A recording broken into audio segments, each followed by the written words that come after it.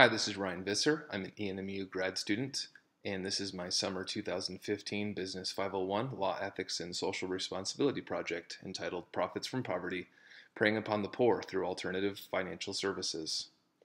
Alternative financial services, which I'll refer to as AFS from here on out, is defined as financial services offered by providers that operate outside of federally insured banks and thrifts.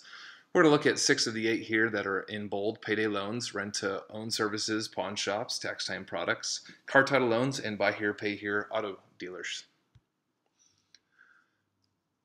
Here's a little bit about AFS history.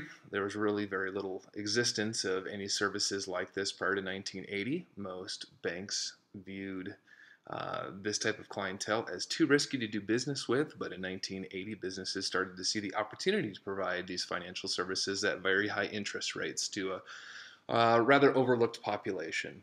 The hope was that maybe they could make 20% on their money, but what they realized was the opportunity to make well above that. So there was explosive growth through the 90s and the 2000s, which peaked during the Great Recession, where businesses have been realizing APRs of upwards of 500% on some services.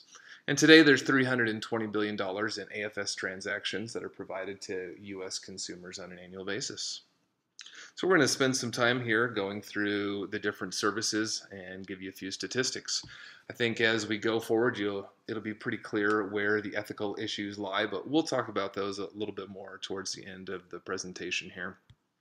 First, we'll start with payday loans. And a payday loan is just when a person provides a post-dated check to a payday loan provider in order to receive cash immediately prior to receiving his or her paycheck. Typically, the loan is made for 14 days until the borrower's next payday, hence the name payday loans. Some statistics here. The average loan is for $350. Average fees range anywhere from $15 to $20 per $100 borrowed, which means paying $52 to $70 for the average $350 loan. If we extrapolate that out on an annual basis, what that turns into is an APR of 390 to 550%.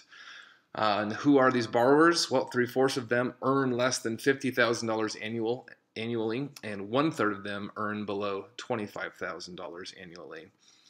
Approximately, there are 20,000 payday loan stores in existence nationwide. In 2010, they made almost $30 billion in loans to 18 million borrowers. Although they are intended just to be for emergencies, it seems that the average borrower tends to have 9 of these emergencies and takes out 9 payday loans per year. A surprising statistic is that almost half of the money provided to these clients are backed by big banks. Rent-to-own stores offer new or nearly new products to customers under a rental agreement, which become the property of the renter after a specified number of payments. Just a few facts here. If you were to go in as a cash customer, you would typically see prices approximately 50% higher than you would at other retail stores. Payments tend to match your payday schedule, so weekly, bi-weekly, or monthly, depending on how you get paid. Interest rates tend to be upwards of 300%. What this means is it equates to someone typically paying triple what an item is worth. So if you want to buy a $600 computer, your bi-weekly payments, you add all those up and you're going to find out that you've paid $1,800 for that computer. The majority of agreements are for electronics, furniture, and appliances. They actually comprise about 75% of all rent-to-own transactions. And if you can't pay for your item at some point in the future, well, it's a rental agreement until you own it. So you just return it, and those items are then resold. And that's how these companies really capitalize off of their clientele. Next we'll look at is pawn shops, and as we know, there's a couple TV shows that have kind of glamorized this a little bit, but you can go in and you can shop there for items that have been pawned and not repaid, or the customer just simply sold them to the pawn shop. What we're going to look at here is the customer that goes in and gives the good as collateral and receives a short loan. So this is a non-recourse asset-based loan. Again, we're going to talk about some of that later and the problems that they tend to have. And what we see here in a national average is that the average pawn loan is for $150. Interest rates can vary anywhere from 36%, where interest rates are regulated at a maximum of 36%, but they can be as high as 25% per month. But what we see is in the states where rates are at 36% per year, which is 3% per month, there's kind of loopholes where they can charge additional fees to generate a little bit more income from the borrower. If you bring a good there, you're typically going to get at most 50% of the value loaned to you. Just kind of covers the risk of the pawn shop in case you default and they need to sell it. If we look at the buyers, the average income is $29,000. 80% of them are repeat customers in a given year. 15 to 20% of them do not repay their loans, so they end up losing their item. 20% of them are unemployed. But why do people do it? Well, the fees for pawning something typically tend to be less than a bounce check, especially if they're needing to pay a utility bill. And if they don't pay it, then their utility would get turned off and they would have to pay a reconnect fee. So in the end, obviously we can make some arguments whether or not they're better off or not, but that is what they do. Next thing we'll look at here is tax time products. We won't spend a whole lot on this, but if you go and file your taxes and you're wanting to get your money sooner, you can get what is called a refund anticipation loan, or you can get a refund anticipation check. And the loan side is not a very popular service anymore. It was costing people a lot of money. I think people became aware of it. It peaked at almost 13 million in those loans being issued in 2002, and down to just 34,000 loans this past year. But customers still, for a refund anticipation check, are going to pay up to 10% of their refund amount to get their money sooner. And they can also use the money to pay the tax preparer for their services. So if we extrapolate that again, we're looking at a 520% APR. In 2014, there were 21 million RACs issued, which resulted in $850 million in fees. Next thing we're going to look at is car title loans.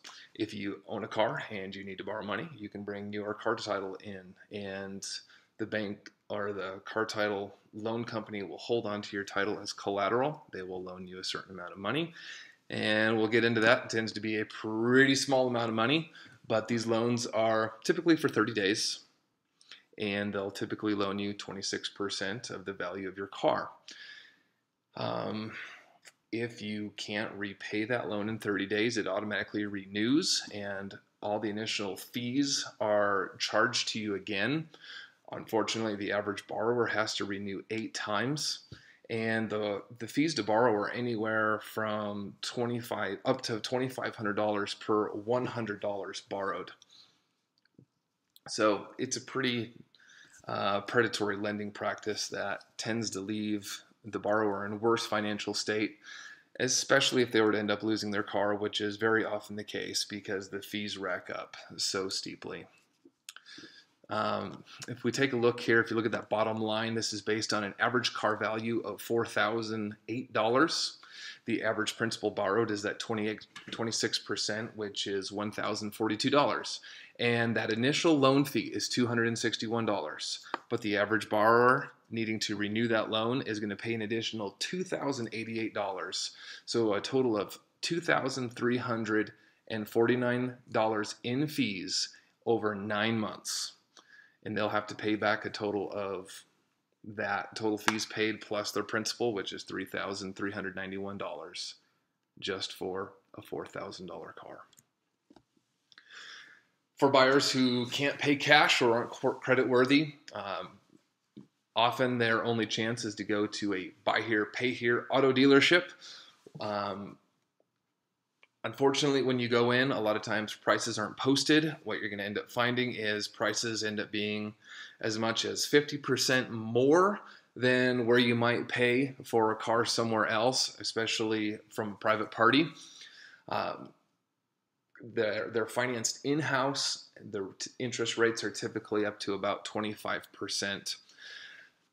It's not so much the interest rate that really gouges people, but it's the fact that they may be paying $10,000 for a $7,000 car. So they pay $3,000 more than they should, but they also pay 20 to 25% interest rate on top of that. And they get stuck owning it. They can't ever sell it because they owe too much on it. And so often the car ends up breaking down and becomes, an unaffordable repair for the owner. And it leads to a really high repossession rate. So basically all these are examples of asset-based lending where credit worthiness nor the ability to pay is really taken into consideration. But instead, the business says, we have this asset, we're going to lend a certain portion of it, and we don't have that much risk because there's this asset. We saw, obviously, huge problems. Subprime mortgages in the 2000s were the same idea, where you could put whatever you wanted on a credit app and nothing was verified because the loan was based on the value of the home, not the ability of the borrower to repay the loan. Well, the same is true for these other services, where businesses aren't as concerned about the ability to repay, and in fact, they will make more money if you cannot repay. So that kind of leads us into our ethical issues, where we use this term usury for really high APRs, really high interest rates. And it can be in the form of fees, it can be in the form of actual interest rates. And in my opinion, I think it's also just the fact that maybe you're charging way more than you should for a product. But the bottom line is where somebody like me can go out and get a loan for 0.9% on a new car to at most 4 or 5% from a local credit union, someone else may be paying 400%, so 10 times the percentage rate to borrow money. And again, businesses are not concerned with a borrower's ability to pay because in the end they make more if they don't pay. So what we see is this wealth stripping from the wealthy, from business owners, from the poor. So we increase this bimodal society where the middle class may not obviously benefit a whole lot from this, but they can certainly be hurt. The poor are certainly hurt, and the richer are getting richer off of the poor. To me, just the fact that prices aren't posted if you go to a buy here, pay here, I wouldn't shop anywhere where prices weren't posted. But if you don't have a choice, it's really easy to get taken advantage of. Other issues are, you're talking typically really large contracts for most of these services. Most borrowers, number one, aren't going to read the contracts, and if they did, they probably wouldn't understand what they say, especially considering the demographic that is using these services. We saw a lot of lower income people who obviously probably are not as educated and wouldn't know really what they're getting themselves into. Bottom line is we see these programs that seem to trap consumers in a cycle of financial abuse and are often worse off than they were before they got into it. There is some regulation currently, probably not as much as there should be. The pawn industry is regulated by 14 federal laws plus other, individual state and local laws. There are several states that limit interest rates to 36%. There's also the Military Lending Act of 2006, where the Department of Defense recognized that military personnel, soldiers, were getting themselves into financial trouble because they were using AFS. And the government decided to step in and say, you can't do it. So these businesses aren't allowed to do business with military personnel. You would think that if the government saw that this is an issue for them, it should probably be an issue for everyone else. But there isn't any legislation that has restricted anything like this nationwide. Obviously, individual states govern the auto industry, but there's not a lot of specific rules about like the buy here, pay here. There aren't caps on how much can be charged for a car, since value can be somewhat subjective. As far as car title loans, there are only 17 states that allow triple-digit APRs, so there are really only 20 states where we see a lot of car title loans taking place. some suggestions that I would have. Clearer, simpler contracts. We've seen that happen with the credit card industry, where the amount of numbers that they're allowed to use is decreased. The legal jargon is minimized. I think it would be really smart if someone were to see the fee and say, this fee translates to a 400% APR.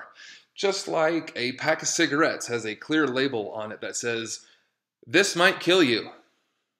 Seems like similar, we could do something like that on an AFS service. Capping interest rates would be in everyone's best interest. It's hard from an economic standpoint, though, to make that judgment, because what we see is where interest rates are capped, there isn't much of a prevalence in these services. So where there might be a demand for the service, there hasn't been anybody willing to step in and supply the service. So maybe 36% is too low of a maximum number, but I think maybe we could all agree that 400 to 500% is way too high. It would also make sense to make loan terms longer. Instead of loaning people money for 14 days or 30 days, which is almost a guarantee to trap a very high percentage of people into paying more fees. If the loan was based on a 45 to 90 day period, it would probably eliminate people getting trapped in this cycle. Eliminating loopholes for these businesses to get around and to charge additional fees. It would obviously just require more specific legislation and clarity. And then for some services, a cooling off period, a grace period, 24, 48, or 72 hour to change your mind if you realize you made a mistake in doing what you did. So that about wraps it up. These are the main sources that I used. It's all pretty fascinating stuff to me. I was glad to have been able to do this as my presentation. I have personally considered getting into the payday loan and pawn industry. I've kind of always had some apprehensions about the tactics used and who the clientele are. And I think after doing this and seeing the numbers, I think I could make a lot of money doing it, but I don't think I'd sleep very well at night. I appreciate your attention. Thanks, everyone.